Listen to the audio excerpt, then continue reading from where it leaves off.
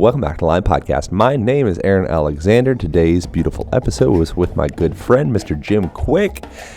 Jim is, I think he's like a genius. He's very smart. He's really excellent with the matters of the mind and the brain function and memory and all things of that sort. And that's what we got into this episode. We recorded it live after the World's Summit in Long Beach. Both of us were speaking at that event. You can see the video on the YouTube. I'm going to start doing more YouTube. If you guys give a dang to see what these look like, you can jump over to the YouTube Line Podcast and check this thing out.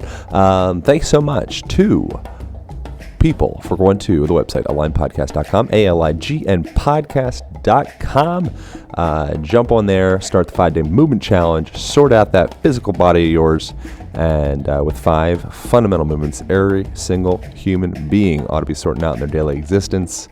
Super simple, easy, and free. Get up on it. Thanks so much to Blue Blocks for supporting this podcast. They are some of the steeziest blue blocking glasses that you will encounter in this lifetime. Why the heck would we wear blue blockers in the first place? They're really important for protecting your sleep function.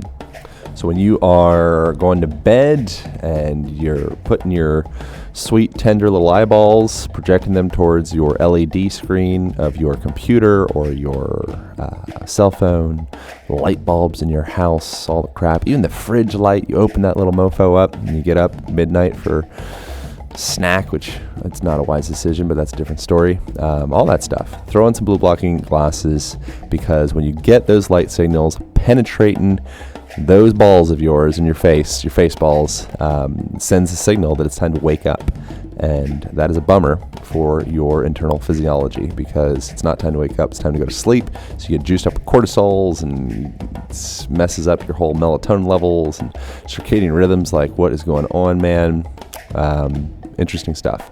So block out those blues, get a pair of blue blockers. I use them all the time for traveling, especially airports, all that stuff. You can get us a little discount, 15% off, blueblocks.com/align, BLUBLOX.com/align. Get a discount on it. I think that's it. I am finishing up the edits on the book, The Align Method. That thing is coming out December 24th. It is up for pre-sale now, which is freaking crazy.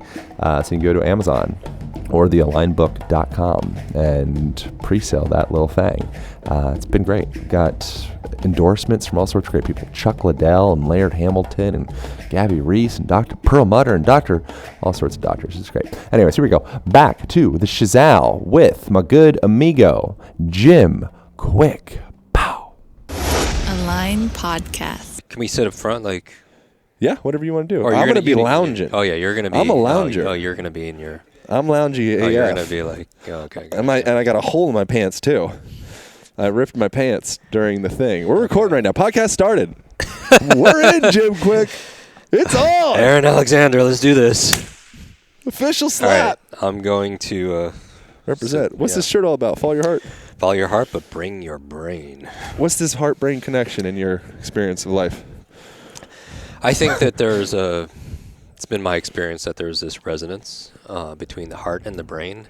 I do this exercise where if I feel stressed or I feel like I'm out of sync, I'll just do, you can actually do this too, just take my hand. This is very simple. I take my palm and just put it on my head, put my other palm on my heart, and I just breathe like into that space. And if you're just listening to this, you probably could do this also as well. And there's a video. There is a video. Hand on the head, hand on the heart. And what you'll find is, studies have shown where you'll have it like an EEG and an EKG, and they'll actually harmonize after a few minutes of doing that. And that's where you're going to just make better decisions, when you're in your head and your heart. So we do that. We're harmonizing and attuning with each other's hearts just by being together as well, from my understanding. You heard this? I have heard that. Yeah, that's Joe Dispenza gets into all that. Is where I got it. I mean, other people get into it, but unless he speaks on that. Yeah, actually, at this event that we're at right now, Joe attended one of my brain trainings here. He's remarkable. Yeah. So amazing work, and that's why it's yet another reason why you want to, be conscious of the people you're spending time with. Yeah. So Because you're constantly. you're somewhat of like a mega empath, I think. Is that you're like very sensitive to people's energies and such, and like rooms and the way people feel, and is that right? Do you feel that? What's your sense of being in a room? I think it came from I am super sensitive, borderline hypersensitive. It's many people know. I know you've been on my show, and we've had conversations on your show before talking about my brain injury.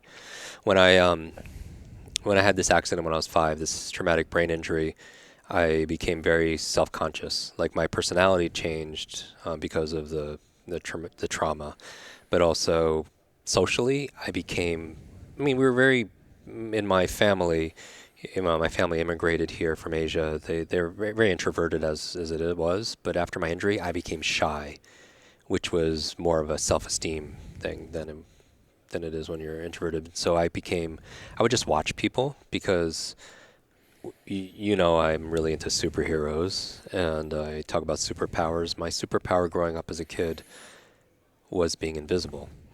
I didn't want the spotlight. I didn't want to be called on in class. I would constantly, and you're my movement coach, my kinesthetic coach, my posture even now still has memory of just shrinking down, because I was always shrinking down because I wanted to be small so people wouldn't pay attention to me, because I was labeled when I was 9, the boy with the broken brain, by a teacher who was just frustrated of explaining things over and over again to me. She did the best to her ability maybe, but she called me that label in front of the whole class.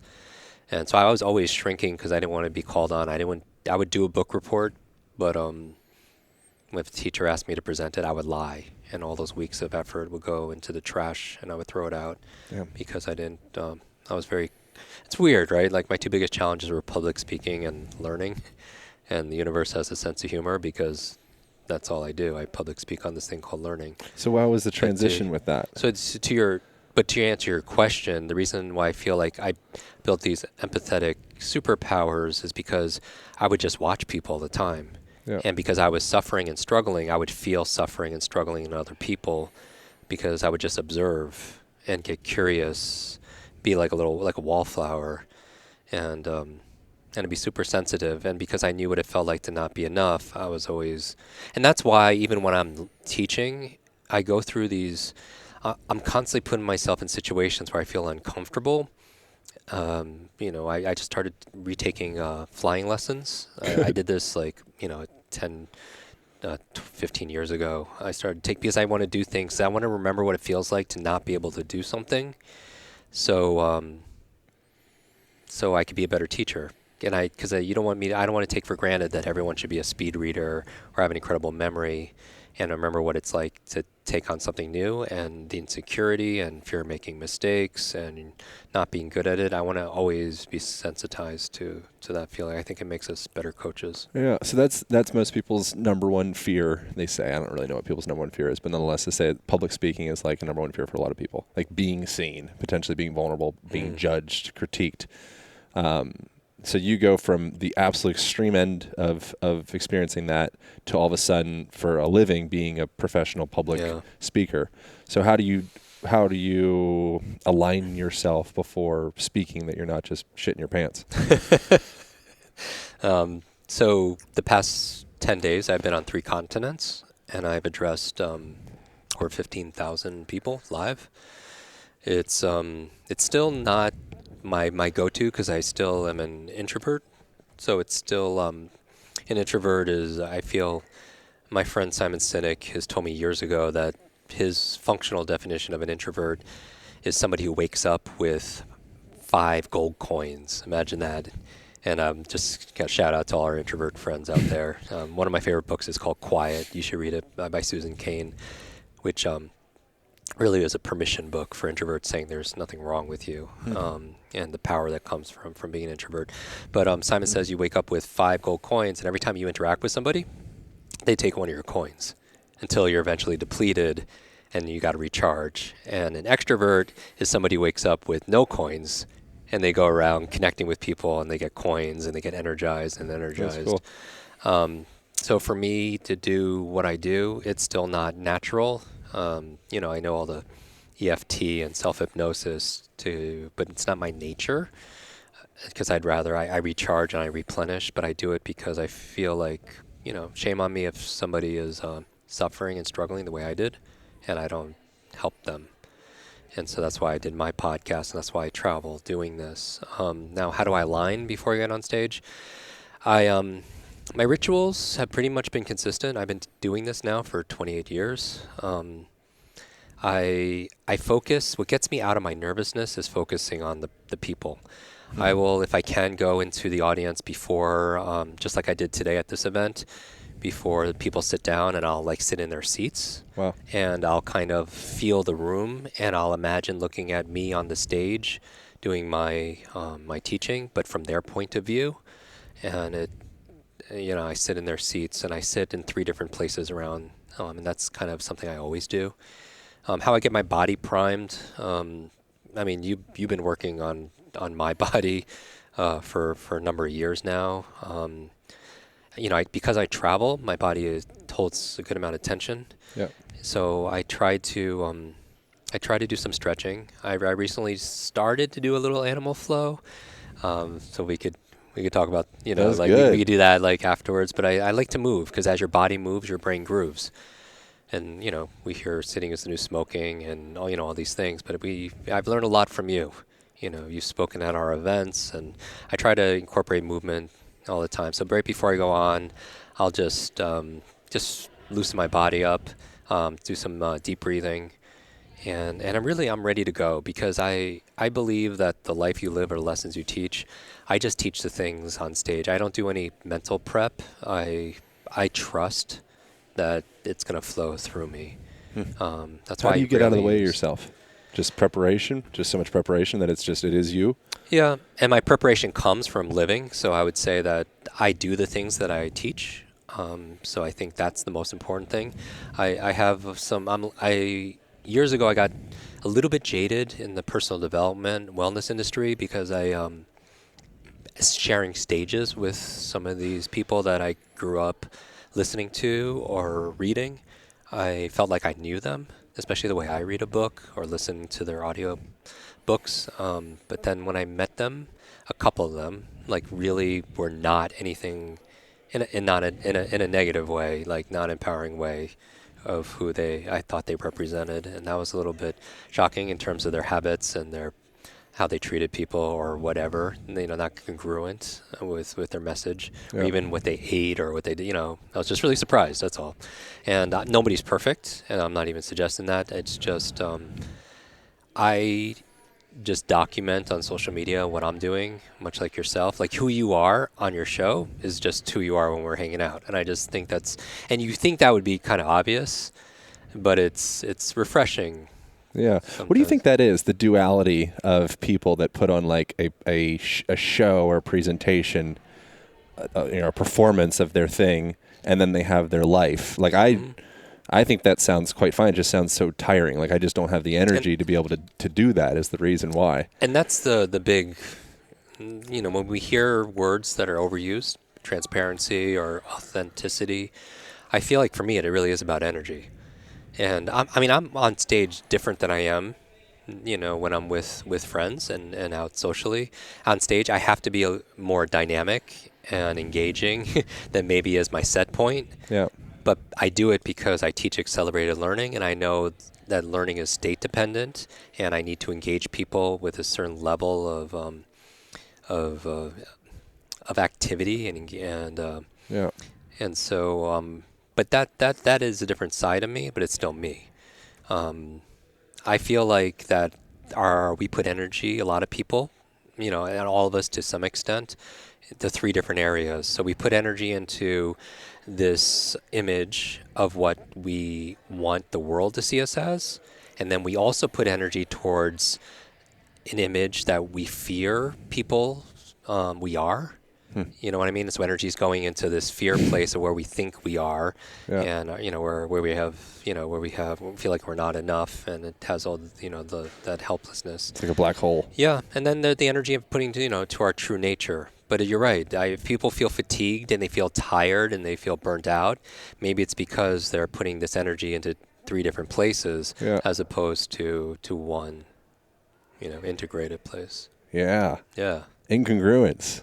That's a mofo. It's and then the person we're hurting is ourself, and it's always easier. And everybody, because we're tricking people. It's so interesting. We're misleading people. Yeah, and so I got this message the other day on social media. They were like, Jim, how do I remember, memory techniques, right? I get them all the time. How do you remember names? How do you remember my taking the bar exam, or this anatomy thing, or whatever, or languages. The other day I got a message from this person. It's like, hey, I'm dating all these women, and I'm trying to keep up with all the things I'm telling them, these lies, right? And I'm just like, dude, how much energy are you putting in? Like, you must be telling about how to use the memory palace to be able to, keep ideas about, like one line about this and who he is in this context of this. And I was just like, dude, it's just be true. Like, you don't need a great memory if you're just going to be honest. Yeah. So speaking of that, how do you prime yourself to be in a ready state to receive and process information? Yeah. How do you do that? So I feel like, so I always talk about, in the last episode, I really think people should listen to the episode that you and I did together. But the foundation is, I talk about head, heart, hands. That you could visualize something in your head or have a goal in your mind, KPI, and have some kind of outcome. But if you're not acting with your hands, then, engaging that second H, which is your heart. If you're procrastinating or putting things off, tap into your purpose.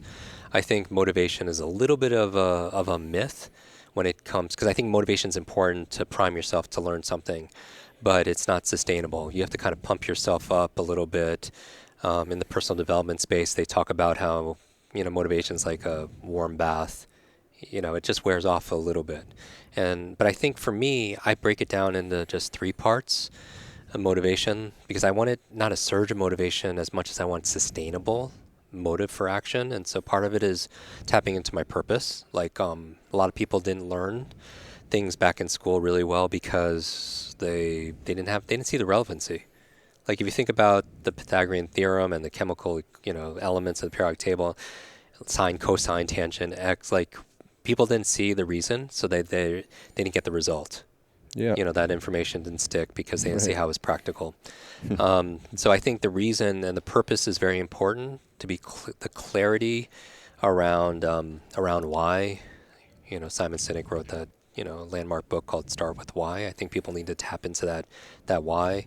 I think also to have to prime myself, part of it is also habits. And when I'm looking at habits, what I'm really looking into is small chunks.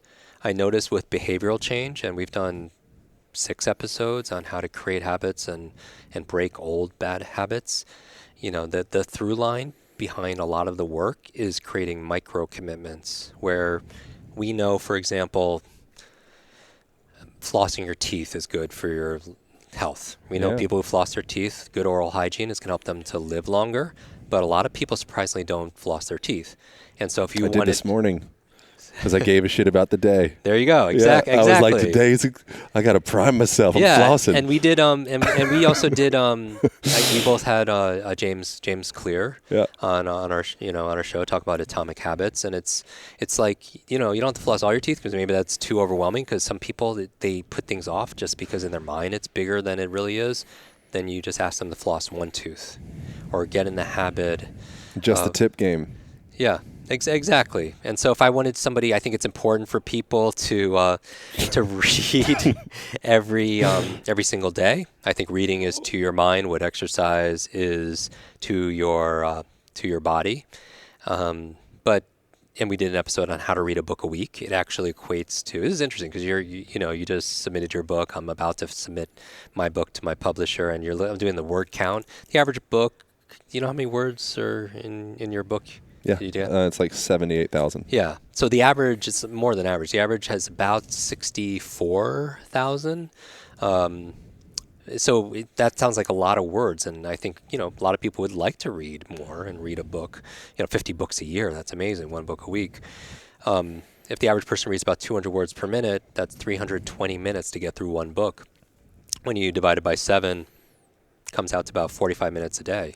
So it gets more manageable. Yeah, exactly. 45 minutes a day, you could read a book a week. But some people, 45 minutes is way too long. We're talking about priming yourself to read. Once I tap into motivation of what I'm going to get out of this book, because reasons reap rewards, then I'm going to think about, well, how do I break it down into, like, maybe I don't read for 45 minutes. Maybe I read one sentence. You know what I mean? Because I doubt I'm going to stop at one sentence. Or if you want to be able to work out, it's just getting your shoes on or taking them off, maybe, Yeah. Or just getting to the gym or the Pilates studio. Once you're there, you're going to do it. So the first part is finding your purpose, asking yourself why, and really tapping into the results that will come from it. Number 2, I'm thinking about chunking it down to such a small part you cannot fail. And, Right. What's the smallest chunk to be able to move you towards it?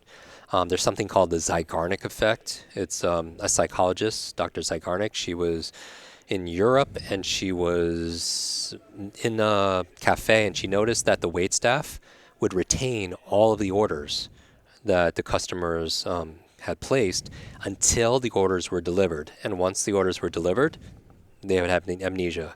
But she called it the Zeigarnik effect, basically saying that the mind doesn't like open loops, that if you start something, you're more compelled to close it and finish it out. Yeah. It's why we binge watch Netflix, because at the end of an episode it gives a big cliffhanger and you have to close that loop by watching the next one and the next one. That's how we're preyed on by social media. Exactly, very much so. So utilizing these things towards your own benefit and your own wellness, I feel like get the purpose, micro commitments, and then the third thing is you need energy.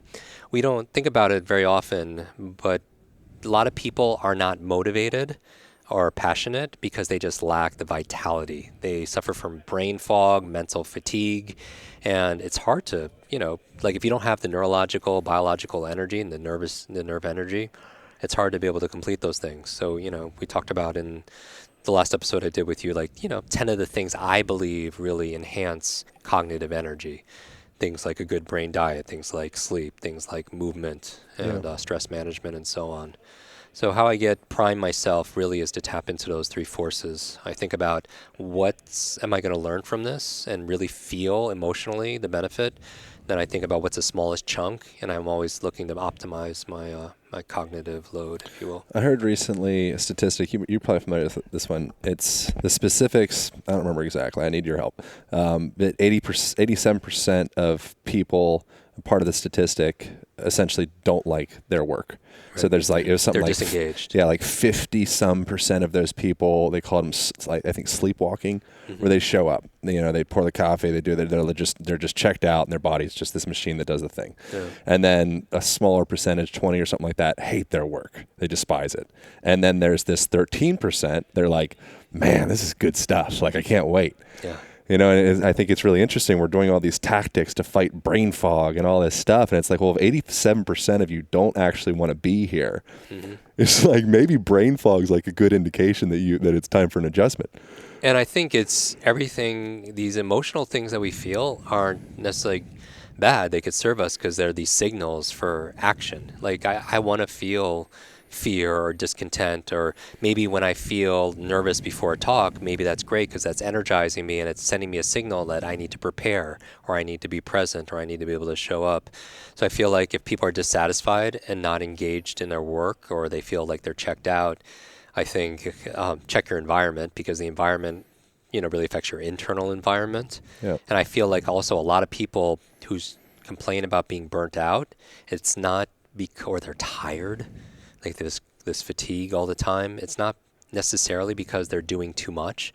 Maybe they're doing too little of the things that really make them feel alive. Yeah, it's like pruning, taking daily, auditing yourself. What my life really serves me and stokes my fire, and what do I just feel obligated to keep on going through these medial tasks? What did you prune out of your life in your go? On that, I would say that, because we both, I'm sure, get this question a lot. about passions and purpose. Yeah. Like, my job doesn't feel like it's my passion, nor is it my purpose.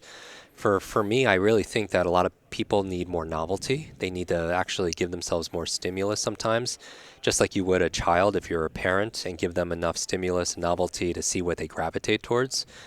And I always tell people to try things at least 3 times. Like, try it once to experience it, try it again to get decently good at it, and maybe try it again to see if you like it and you enjoy it or not. And then also, a lot of people are always shrinking because they don't want to try new things because they don't want to look bad to other people, which is a different sort of problem. When I do a lot in Hollywood, helping them to read their scripts or to memorize lines faster or to be focused on set. And I was doing a training for Jim Carrey, and I spent the day with him at his home, and we were making some brain food during a break. And I asked him, why do you do what you do? And he was like, Jim, I act like a complete fool on camera, so extreme, because I want to give people, it's on purpose, I want to give people who are watching at home permission to be themselves. If I could act that extreme and that silly, then people are like, oh, this isn't, by comparison, this isn't so bad. And I feel like I spent a lot of time.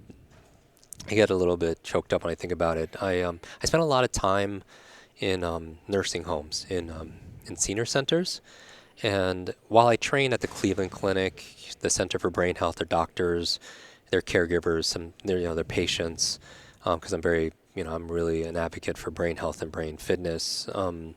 I do it because I first of all, growing up, we were really taught that there's a lot of wisdom and, to respect our elders because of that life experience. I love learning because I feel like I can learn from anybody, especially people who have been on the planet for a lot longer than I have. And on the other side, I think I could learn from a child who's, also as well.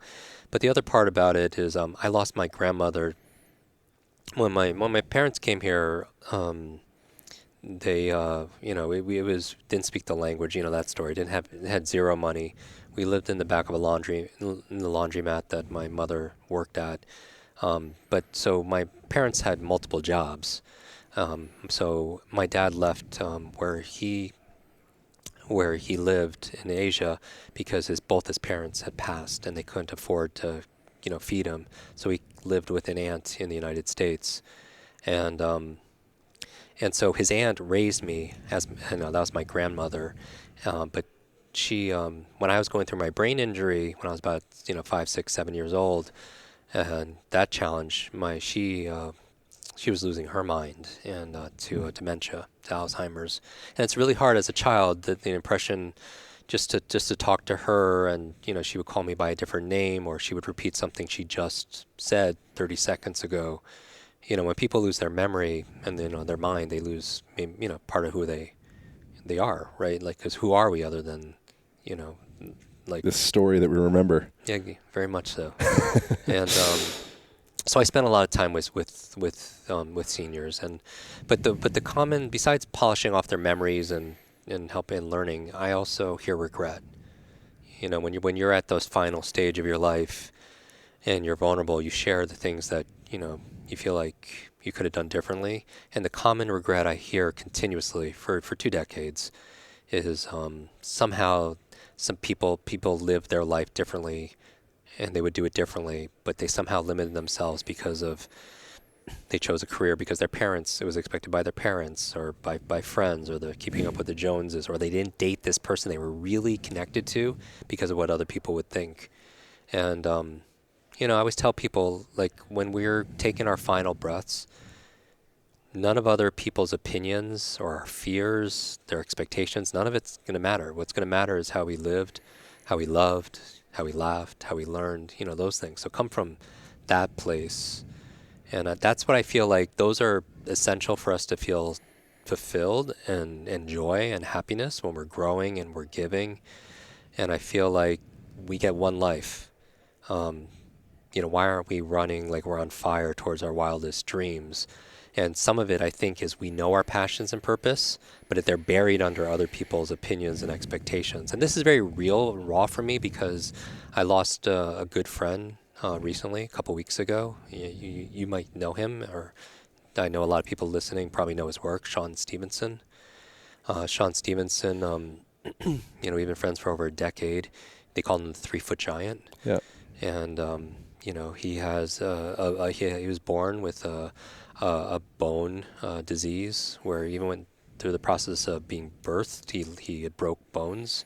He broke over 200 bones before he was an adult, and he was confined to a wheelchair, and he recently passed. But his message, and he helped me so much through some of my growth and transformation and trauma. And he spoke at all our events, but his mission was to rid the world of insecurity. Here's this guy who worked at the White House. He was blessed by the Dalai Lama. He worked with Tony Robbins. He had a really full life. I was at his wedding. He had the most beautiful family and everything. And and he passed at the age of 40 unexpectedly. And now I've been watching his videos every single day since then, because I could still feel like he lived more in his life than most people will in 3 or 4 or 5 lifetimes. And I watch him to celebrate it, but there's so much wisdom there, because he really took all the excuses away from people. We live in a world sometimes where people, more than people would like, probably feel entitled. You know what I mean? They and here's the thing, like, excuses are useless. You can't be upset by the results you're not getting from the work you didn't do. I'm totally surprised when people message me about something, or they didn't apply anything. Like they'll buy a program or something, or listen, but they didn't do it, and then they're expecting to get results without putting forth effort. I don't know. Yeah. What are your thoughts on? I think we got to wrap this thing up. I was like, I want as many humans as possible to hear that last 10-minute riff. That's all. I was just like back. I have nothing to say. No. We gotta flip over to the other side. How do people? Thank you so much, man. Dude, I really always appreciate it. I appreciate you. I want to thank you for your friendship and also your support and mentorship. These years, because traveling as I've been, and just being on this mission, and it's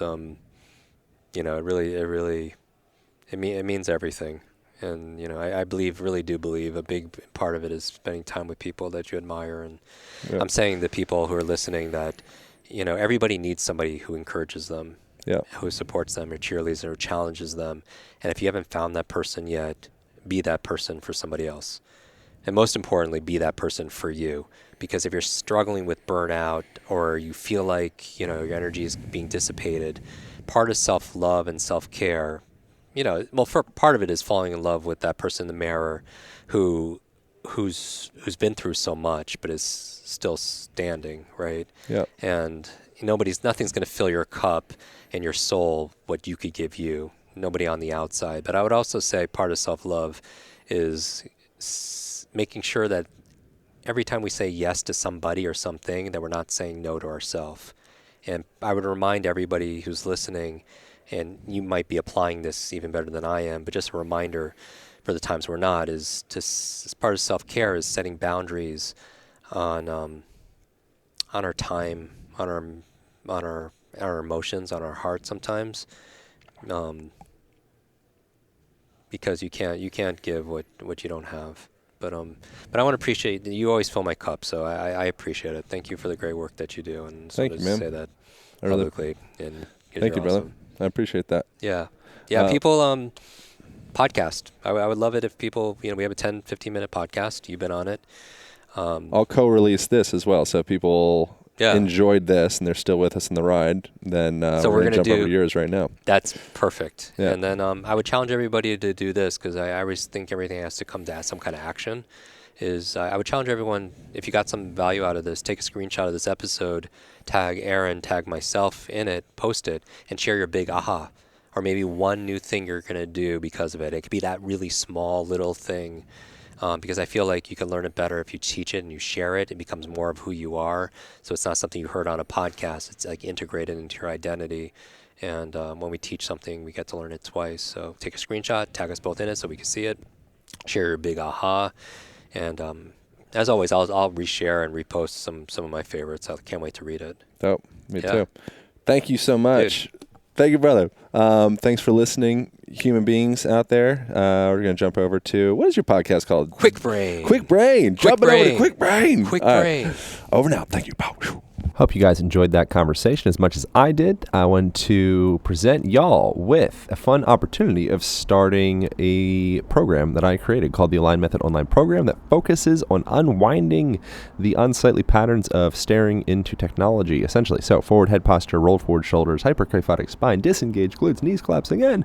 If there's collapse in any level in the body, it will trickle up and down through the rest of the system. And that program focuses on unwinding those things, giving you self-care practices, movement practices, and lifestyle adjustments, very subtle ones, that will give y'all more flexibility, more strength, more confidence, more energy, all the good things. And you can start the first week absolutely free, and just go to alignpodcast.com/align method, ALIGN method. Along with that, guy, you will receive the Align band, which is a heavy-duty resistance band with a door anchor, and that also comes with its own online program that is free with that thing. Go to alignband.com and start that program for free. I think that's it. I so greatly appreciate you guys listening to this conversation. So greatly appreciate reviews on iTunes, sharing on the Instagrams or the Facebooks or wherever you do your shares. This program goes on, lives on because of y'all. So it doesn't go unnoticed. Thank you for listening. Thank you for reviews. Thanks for joining your life. Enjoy.